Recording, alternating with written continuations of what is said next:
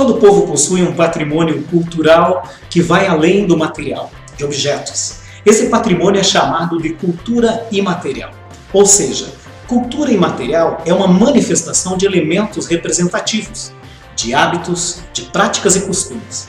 A transmissão dessa cultura se dá, na maioria das vezes, pela tradição.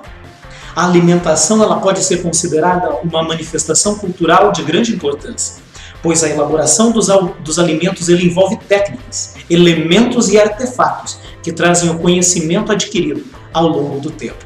Um alimento ele pode evocar a memória e despertar lembranças de um momento outrora vivido. Esse conhecimento, se não registrado, ele pode se perder. E com isso, gerações futuras não terão a oportunidade de conhecer esse passado. É importante a preservação deste saber fazer.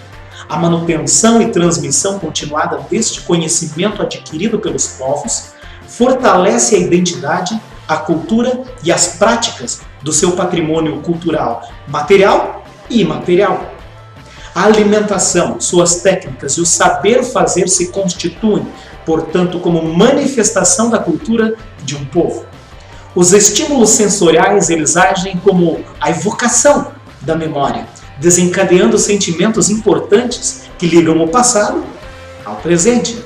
Neste contexto, vamos explorar um elemento importante na cultura imaterial do sul do Brasil. Trazida pelos imigrantes italianos colonizadores de nossa terra, a polenta, ela fez e faz parte de nossa história. Vamos conhecer um pouco mais desse patrimônio da nossa gastronomia.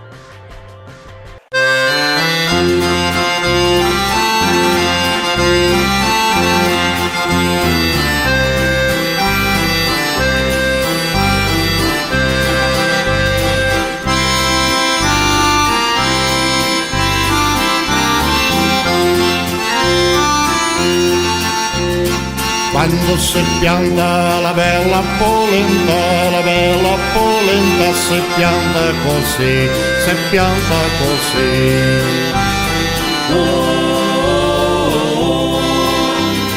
bella polenta così, cia cia pon, cia cia pon, cia cia pon, cia cia pon. Quando si cresce la bella polenta si cresce così, si pianta così, si cresce così. Oh, bella polenta così, cia cia pon, cia cia pon, cia cia pon, cia cia pon. Hoje vamos continuar a conversa que temos sobre a cultura material e imaterial, especificamente se tratando da cultura imaterial do sul do Brasil. Como já comentamos, vamos trabalhar a questão da cultura culinária, que a culinária nos traz sobre a cultura de nossa região, especificamente trabalhando sobre a polenta. Por isso nós vamos conversar hoje com a dona Guiomar Russo, ela que também é descendente de italiano e vai nos contar um pouco mais da experiência e também de como as influências culturais da gastronomia influenciam em nossas memórias, em nossas lembranças dos acontecimentos, de lugares e de coisas que passaram em nossas vidas. Dona Guiomar, há quanto tempo você já está em Maringá? Estou em Maringá, eu cheguei em Maringá em 51. 51. Onde eu moro já faz 53 anos, na mesma casa. Logo no início também da colonização da cidade. Eu vim da lavoura, eu vim de um sítio no Borba Gato. Morava lá, me casei e fui morar lá. Fiquei 2 anos e meio lá e depois viemos para a chácara que nós estamos até hoje. Então já tem também uma experiência de criação no sítio, na lavoura. Ótimo. E quando a gente fala na questão principalmente da culinária, e como nós estamos tratando aqui especificamente da polenta, que lembranças lhe traz isso? Enche muitas lembranças boas da minha afinada avó, minha nona, como nós chamávamos. Ela era muito polenteira, italiana, de nascença da Itália, ela veio de Benevento. Então a gente comeu muita polenta na casa da minha avó. E era muito boa, era a melhor comida que tinha. Era todos os dias, ou era polenta ou era massa, macarrão com feijão, macarrão com serralho, macarrão com verão, macarrão com frango, mas era os frangos caipira que a gente comia. E a gente morava pertinho da minha avó e a gente ia lá comer com ela todo dia. E a polenta tem essa característica de ter bastante variedade.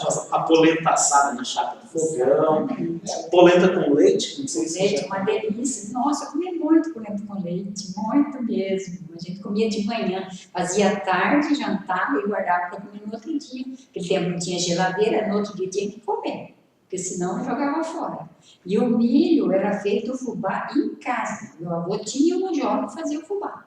Ele fazia para nós e fazia para os vizinhos todos, ia trocar o milho lá. Milho colhido lá na lavoura, a gente colhia o milho especial, debulhava em casa e fazia o fubá lá mesmo. Então era uma polenta pura, não tinha nada de mistura. Tudo, o milho já produzido ali, os próprios equipamentos que eram feitos até pelos colonos. Né? Pelos colonos, era feito ali. Meu sogro era italiano também, veio também da Itália, já veio casado de lá com minha avó, e fez o monjolo ali. A vizinhança, os brasileiros não sabiam o que era isso. Então, a região toda vinha fazer o fubá ali, era trocar o milho pelo fubá. Pelo fubá. É. E o milho era especial, tudo colhido nas próprias lavouras, né? Bem bonito, naquele tempo não tinha agrotóxicos, o milho era lindo, muito grande, né? Amarelinho, a polenta ficava bem amarelinho, uma delícia. E eu aprendi a fazer. A minha mãe aprendeu com a minha avó. E eu também aprendi muito com a minha avó, porque eu já tinha 10 anos, eu ajudava ela na cozinha. Na hora que chegava da escola, ajudava ela. E daí minha mãe também sabia fazer, minha mãe foi passando para mim, e eu passei para minha filha já passou para o meu neto também faz polenta, né? Que hoje em dia é bem mais prático, já ele mesmo faz. E a gente foi passando. A minha neta já veio na minha casa para aprender a fazer a polenta italiana, que é muito simples, hoje em dia não tem ciência nenhuma, né? Tem as coisas mais fáceis, tudo prático. E antigamente a gente fazia nas panelas de ferro, uma panela grande, mexido com cabo de vassoura, um cabo de pau. Tinha que ser madeira, Tinha que ser madeira. E não pode ser um tipo de colher ou de espumadeira, não pode. Tem que ser um pau redondinho. Então, já meu pai fazia com lixadeira, bem feitinho, tinha a espátula de mexer a polenta, para ela não encaroçar. E até quando tirava da panela também era colocado num tabuleiro, né? Um tabuleiro de madeira, tinha uma roda grande assim, e depois que esfriava era cortada com uma linha, não era cortada com a faca. Uma delícia, ficava lisinha, aquelas fatias da grossura de 2 dedos, 1 dedo, do tamanho que a pessoa ia comer. Cortava aquela roda inteira assim, cortava com a linha, repartia no meio e punha uns pratos para comer. Comia todo mundo assim. Na casa da minha avó e da minha mãe, a gente fazia com 2 frangos caipira para comer todo mundo. Comia e sobrava. Então, e aquela polenta assada na chapa com queijo, né? Com queijo, com açúcar mascavo, porque eu fazia açúcar em casa, minha avó fazia também açúcar em casa, fazia rapadura, tudo. Então era tudo saudável, estava tudo pronto, era só... E começar, e as famílias já passavam as mães para as filhas já desde cedo, né? Desde cedo, 10 anos eu já sabia fazer polenta. 10 anos já estava fazendo polenta. Fazia polenta, fazia macarrão em casa, né? Fazia ali na mão, tudo ali na mesa. A gente aprendeu a fazer tudo isso. Eu só parei de fazer manual quando veio as máquinas. A gente tinha máquina. Aí tem as facilidades, né? As tecnologias. Exatamente, mas hoje a senhora entende assim, que a importância da polenta como um elemento cultural que traz lembranças do passado, lembranças de aonde viveu, também podemos dizer assim, a evolução, essa questão da tecnologia, dos equipamentos usados naquela época para hoje, isso quando se pensa assim, ou quando vai comer polenta hoje, traz a lembrança. Muita lembrança, e é muito diferente, o sabor é diferente hoje. Não tem mais aquele sabor puro, aquela coisa que tinha, né? Aquela qualidade do milho, do fubá, fresquinho. Ia lá no monjolo, pegava fresquinho, trazia um balde, não era nem balde, era uma bacia desse tamanho, a gente trazia já peneiradinho, prontinho, né? Tudo prático, muito delicioso. E a lembrança é muito forte, a gente não esquece. Bom.